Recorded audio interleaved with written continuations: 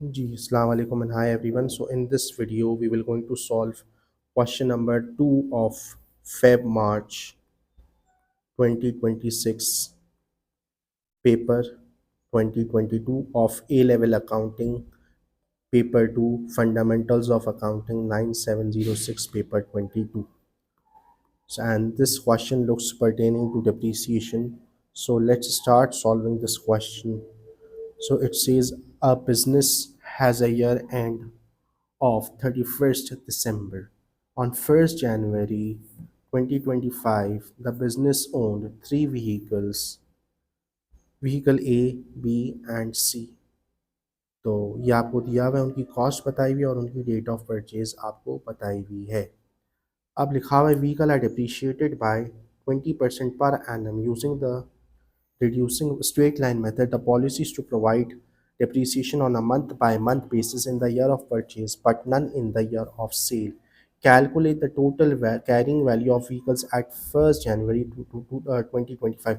If you read out the depreciation policy, it says month by month basis and none in the year of sale.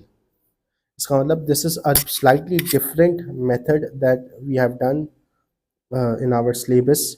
Normally जो month by month depreciation होती है उसमें you charge depreciation for the number of months you have used irrespective of the fact कि आपने उसको year of cell या year of purchase, आपने year of sale में भी जितने महीने यूज़ करा आप उतना डिप्रिशिएट करेंगे. But the policy here is exclusively saying कि you will depreciate month by month basis fully in the year of purchase but none in the year of sale. तो ईयर ऑफ सेल में आपने जितने महीने भी use करा उसको आप इग्नोर कर देंगे while taking out the depreciation. सही है. So now we need to take out total carrying value. Of carrying value also mean net book value at 1st January 2025. यानी start of 2025 में इनकी net book value क्या थी. Start of 2025 का मतलब end of 2024 एक ही बात है. सही है. 31st December 2024 और 1st January 2025 सेम थिंग. सो ये देखें अब क्योंकि मंथ बाय मंथ डेप्रीसिएशन और हमने 31st December 2024 तक तीनों को यूज़ करा है, कोई बेचा नहीं है, तो हम देख लेते हैं इसको हमने कितने मंथ्स यूज़ करा है. तो जनवरी 2023 से स्टार्ट अगर आप करें 31st December 2024 पे एंड करें तो पूरे 24 मंथ्स आपने यूज़ करा है इसको. फिर ये जुलाई अगस्त सितंबर अक्टूबर नवंबर दिसंबर ये आपने 6 मंथ इसको यूज़ करा है. फिर अगस्त में इसको लिया है तो अगस्त सितंबर अक्टूबर नवंबर दिसंबर इसको आपने 5 मंथ्स यूज़ करा है. सही है. तो अब देख लेते हैं 30,000. अब ये अब हम देख लेते हैं ए बी एन सी करके. तो अगर आप देखें 3 कॉलम अगर मैं बना लूँ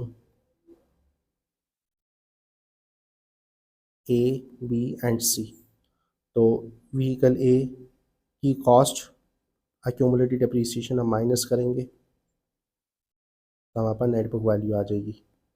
सही है. अभी कैलकुलेट का क्वेश्चन है, वैसे तो you should avoid using acronyms, लेकिन कैलकुलेट में examiner is more interested in your working. 30,000 cost इसकी 24,000 है, इसकी 33,000 है. तो 30,000 मल्टीप्लाई बाय 20/100 मल्टीप्लाई बाय 24/12, तो ये आ जाएगा टोटल. क्योंकि आपने क्या पूरे साल की 20% है ना, तो मल्टीप्लाई बाय 20/100 करेंगे तो पूरे साल की आएगी. मल्टीप्लाई बाय 24/12 करेंगे तो 2 सालों में आपको पता चल जाएगा टोटल कितने से डिप्रीशिएट किया. तो 12,000 आंसर आ जाएगा इसका. सही है. तो 12,000 से आपने डिप्रीशिएट किया, इसकी नेट बुक वैल्यू आ जाएगी 18,000 या कैरिंग वैल्यू. इसी तरह अगर आप इसकी निकालें क्यूमुलेटिव डिप्रिसिएशन, तो ये आपने ख़रीदा है 24,000 का, मल्टीप्लाई बाय 20/100 करें, एक साल की आ जाएगी. मल्टीप्लाई बाय 6/12 करें तो 6 मंथ्स की आ जाएगी. जितना महीना आपने यूज़ करा है तो 2400 है, तो ये आ जाएगा 21,600. इसके बाद 33,000 मल्टीप्लाई बाय 20/100 मल्टीप्लाई बाय 5/12. इसको आपने 5 मंथ्स यूज़ करा है तो 2750, तो ये आ जाएगी 30,250. तो अब तीनों की आप कैरिंग वैल्यू को ऐड कर लें तो 18,000 प्लस 21,600 प्लस 30,250 इक्वल्स टू 69,850. सही है. तो ये हो गया additional information on 1st September 2025, vehicle D cost 35,000 was acquired. Vehicle A was given in part exchange and the balance was settled by a bank transfer of 18,200. तो आपने नई vehicle D खरीदी जिसके लिए आपने कुछ पैसे दिए और व्हीकल ए पुरानी व्हीकल दे दी। तो नई जो व्हीकल आपने लिए that was for 35,000 and you just paid 18,200। इसका मतलब बाकी 35,000 में से अगर आप 18,200 माइनस करें तो आंसर आएगा 16,800। इसका मतलब आपने जो व्हीकल ए दी है वो $16,800 में बेची है, सही है। So this is the amount you are receiving for vehicle A. This means now we need to make vehicle cost account and vehicle cost account is an asset account and asset account asset बढ़ता है तो debit, कम होता है तो credit, और asset का balance भी आता है डेबिट पर, सही। So we making it for 2025। तो 2025 को जैन फर्स्ट, अच्छा एग्जामिनर प्रेफर करता है कि आप डेट इस तरह लिखें, जैन फर्स्ट पहले मंथ लिखें फिर डे लिखें, ही लाइक्स इट। तो पहले बैलेंस बीडी यहाँ पर आ जाएगा। बैलेंस बीडी का क्या मतलब कि जो भी व्हीकल्स आपके पास साल के शुरू में 1 जनवरी 2025 को मौजूद थी उन सबकी कॉस्ट क्या है मिला के। तो आपके पास ये 3 व्हीकल्स मौजूद थी, तो तीनों की ओरिजिनल कॉस्ट को ऐड कर तो आपके पास बैलेंस बीडी आ जाएगा विच इज़ 87,000।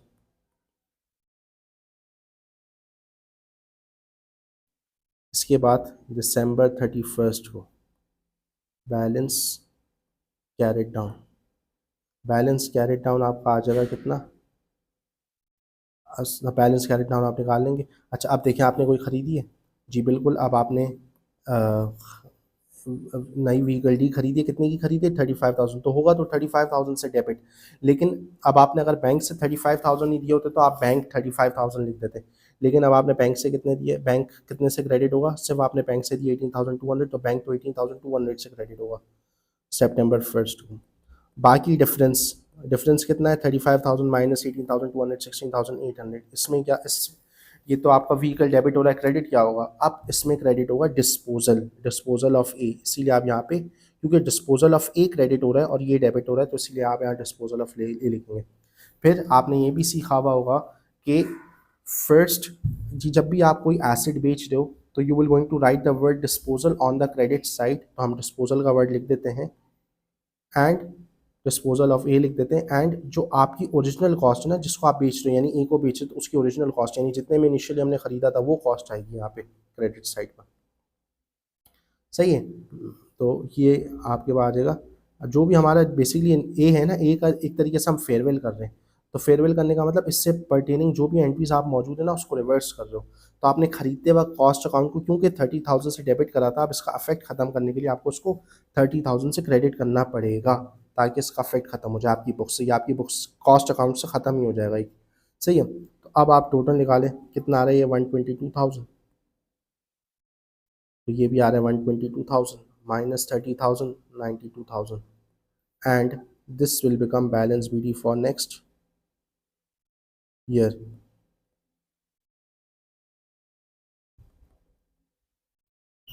सही है, 92,000 इज योर बैलेंस बीडी, सही है।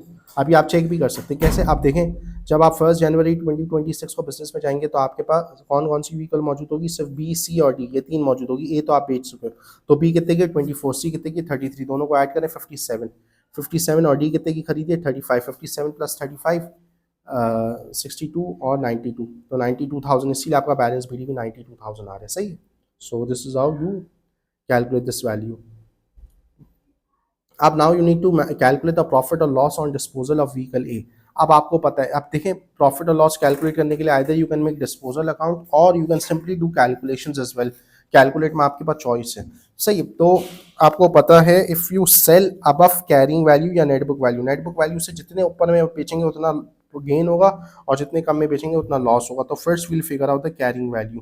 तो अब आपको पता है आपने बेचा तो 1 सितंबर 2025 को है, अगर लिखा हुआ होता ना नो, ये ना लिखा होता none in the year of sale, इसका मतलब हम ये भी देखते कि जनवरी से अगस्त तक कितने महीने आपने यूज़ करा और उतने महीनों की डेप्रिसिएशन भी कैलकुलेट करते हैं। लेकिन since the policy exclusively says के none no depreciation is charge in the year of sale, तो आपने जनवरी 2025 से सितंबर 2025 यूज़ तो किया है और मंथली पॉलिसी भी है, लेकिन क्योंकि पॉलिसी ये कह रही है none in the year of sale, so you will ignore the depreciation for these months. तो आप इसका मतलब आप 31 दिसंबर 2024 तक ही देखेंगे कितने से आपने डिप्रिशिएट करा है। तो वो ऑलरेडी आप कैलकुलेट कर चुके हो। 31 दिसंबर जब से आपने खरीदा है, यानी 1 जनवरी 2023 से 31 दिसंबर 2024 तक, 2025 में तो आप डिप्रिशिएट नहीं करेंगे क्योंकि ईयर ऑफ सेल है। तो आपने उन 2 सालों में टोटल 12,000 से डिप्रिशिएट किया इसको। तो 12,000 से डिप्रिशिएट करने के बाद इसकी कैरिंग वैल्यू क्या है, 18,000। तो आप यहाँ पे वापस शो भी कर सकते हैं या वो यूज़ कर सकते हैं, 30,000 minus 12,000, $18,000 is the carrying value of A. आप 18,000, आपकी बुक्स में एक चीज़ 18,000 की है, अगर आप उससे ऊपर आप गए मार्केट में, उससे ऊपर में बिकी तो ऑब्वियसली आपका फायदा है, और उससे कम में बिकी तो आपका नुकसान है। तो 18,000 की चीज़ आपकी कितने की बिकी है मार्केट में, आपको देखो कितने दिए उसने, 16। आपने 35,000 का खरीदा था, उसके लिए आपने 18,200 दिए थे ना चेक से। तो आपका मतलब आपकी जो ए है वो 16,800 में गई है। तो 16,000, आपने जो चीज़ आपकी बुक्स में 18,000 की वो 16,800 में बिकी है, तो उसका मतलब कम में बिकी है ना। तो क्योंकि कम में बिकी है, इसका मतलब आपका लॉस हो गया। तो इसीलिए 1200 आप लिखेंगे, और 1200 के साथ डॉलर साइन डालना ज़रूरी है, और इससे आप 1200 लिख देंगे तो एग्जामिनर वुड कट मार्क। तो आपको ये भी शो करना ज़रूरी है लॉस, एग्जामिनर को कैसे पता है लॉस है या गेन और डिस्पोजल है, तो ये भी ज़रूरी है। सही है। Explain two accounting concepts which are applied when non current assets are depreciated. दो कॉन्सेप्ट अप्लाई होते हैं। पहला तो प्रूडेंस कॉन्सेप्ट, जो कि बहुत आसान है। प्रूडेंस कॉन्सेप्ट आपको ये कहता है कि as an accountant you should understate and your assets and profit whenever in doubt. जब भी आपको डाउट हो, आप अपने एसेट्स और प्रॉफिट को कम कर दे। तो इसमें हम यही कर रहे होते हैं, हम डिप्रिसिएशन रिकॉर्ड करके अपना एक्सपेंस बढ़ाकर प्रॉफिट भी कम कर रहे होते, और net book value, obviously net book value record करते तो वो भी हर साल कम हो रही होती, तो हमारे एसेट्स की वैल्यू भी कम हो रही होती है। सही है। Prudence concept says that you should always understate your assets and profit whenever in doubt, and hence by recording depreciation,